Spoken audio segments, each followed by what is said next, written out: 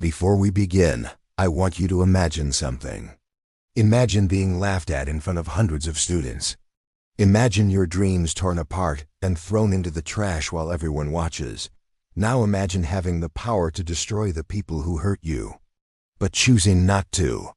Stay with me until the end of this story, because what happened inside this school didn't just change one girl's life, it changed an entire city. And if you love powerful stories about courage, transformation, and real strength, make sure you subscribe to the channel and turn on notifications so you never miss the next one. The first scream rang through the hallway of Brookfield Heights High before anyone fully understood what was happening. It wasn't a scream of pain, it was laughter. Sharp, cruel laughter. Books slipped from trembling hands. A backpack hit the floor. Papers scattered across the polished tiles like fallen leaves in a storm. At the center of it stood Vanessa Cole. Vanessa was known throughout the school. Perfect hair, perfect smile, perfect confidence.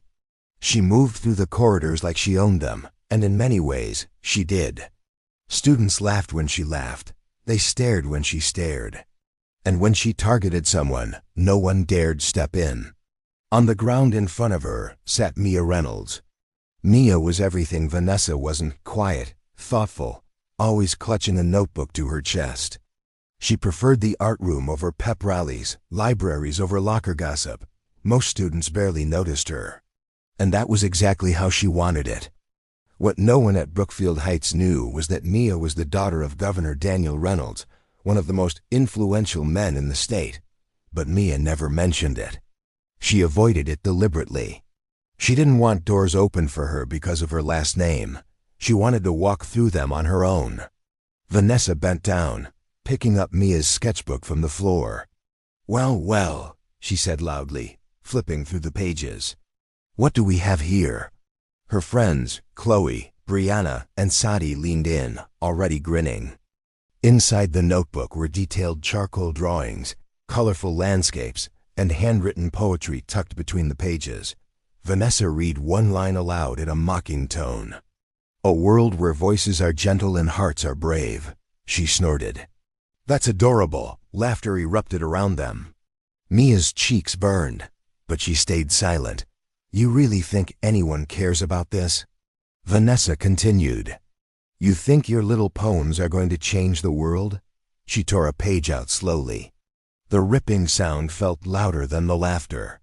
She crumpled it and tossed it into a nearby trash can. Something shifted inside Mia in that moment. Not fear, not embarrassment, anger, but it wasn't the explosive kind. It was quiet, steady. "You shouldn't have done that," Mia said softly. Vanessa raised an eyebrow. "Or what?" Mia didn't answer. She simply gathered her torn notebook from the floor, stood up, and walked away. The laughter followed her down the hallway. That evening, the Reynolds household was unusually calm.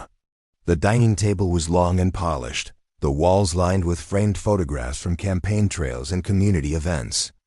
Governor Daniel Reynolds sat at the head of the table, discussing infrastructure proposals and upcoming press conferences. Mia barely touched her food. Her mother had passed away years ago, so it had always been just the two of them. Daniel Reynolds was respected, disciplined, and admired across the state, but at home, he was simply Dad. He noticed the silence immediately. "Mia," he said gently, setting down his fork. "How was school?" She forced a small smile. "Fine," but he knew that tone. He had faced political opponents, media attacks, and heated debates, but nothing unsettled him like his daughter pretending she was okay. Later that night, he knocked softly on her bedroom door. "Come in," she whispered. He found her sitting on the floor beside her bed. Pieces of torn paper spread around her. Her eyes were red. Without saying a word, he sat beside her. "They laughed at me," she said quietly. "They tore my work apart. I didn't tell them who you are because I didn't want that to be the reason they stopped." Daniel listened carefully. "I just wanted to be normal," she continued. "I wanted people to see me, not your title." He placed a steady hand over hers. "You are strong, Mia," he said. "But strength doesn't mean using power to crush someone." It means choosing who you want to be when you have every reason not to be kind. She looked at him. What if kindness doesn't work? He smiled slightly. Then we try courage. The next morning, Brookfield Heights High buzzed with shocking news. The governor was coming to speak at a special assembly. Students speculated wildly. Was it about funding? A new program? A political campaign stop? Vanessa pretended not to care, but she straightened her hair twice before heading to the gym. When Governor Reynolds walked onto the stage, the entire room fell silent. He began calmly, thanking the staff and students for welcoming him. He spoke about leadership, community, and responsibility. But then his tone shifted. There is something more important than grades or championships, he said firmly.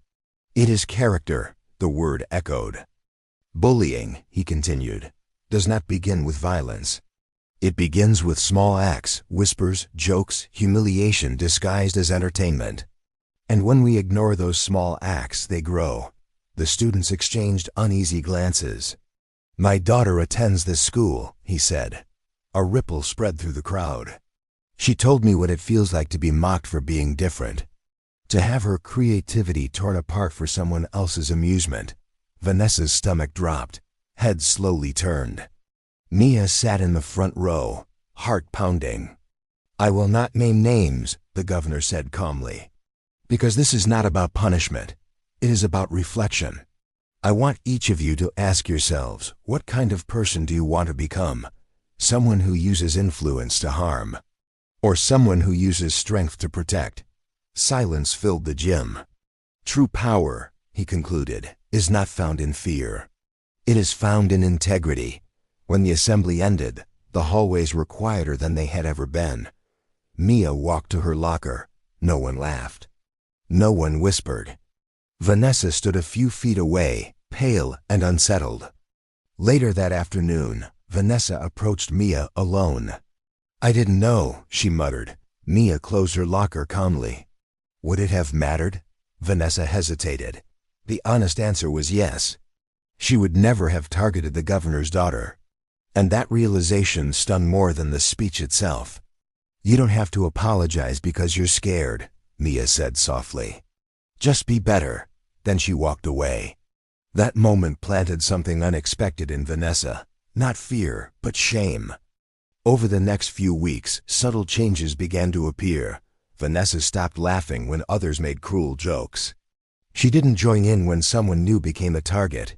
Once, she even told Chloe to drop it when she started mocking in other students' clothes. The school launched an anti-bullying campaign shortly after the assembly, but it wasn't enforced by threats. It was built around student voices. Mia submitted one of her poems anonymously to be displayed in the hallway. It read, "Kindness is not weakness, it is courage in disguise. It stands unarmed in crowded rooms and still refuses to hide." The poem spread across classrooms, printed on posters, shared on social media.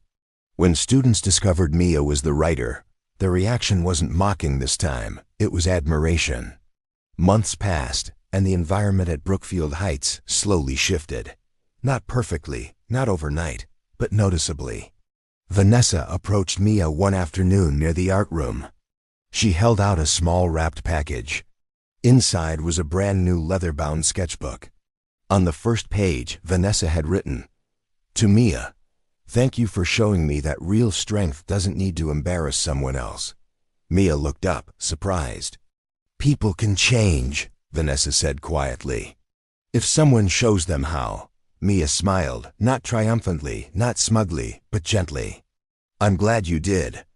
At the annual City Arts Festival that summer, Governor Reynolds stood on stage once again.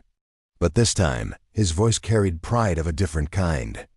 "I'd like to introduce the young artist whose words inspired a movement at her school," he said. "My daughter, Mia Reynolds." The crowd applauded warmly. Mia stepped forward, holding her sketchbook close.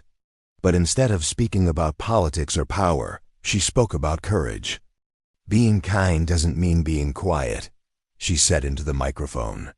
"It means choosing not to let someone else's cruelty define who you are." Vanessa stood in the audience, clapping the loudest. Mia glanced at her father, gratitude shining in her eyes. In that moment, she finally understood something powerful. Her strength had never come from his title. It had come from her decision not to hate. The girl they once knocked to the ground became the voice that lifted others up. Not because she exposed her power, but because she showed grace when revenge would have been easier. And sometimes, the quietest person in the room carries the loudest impact of all.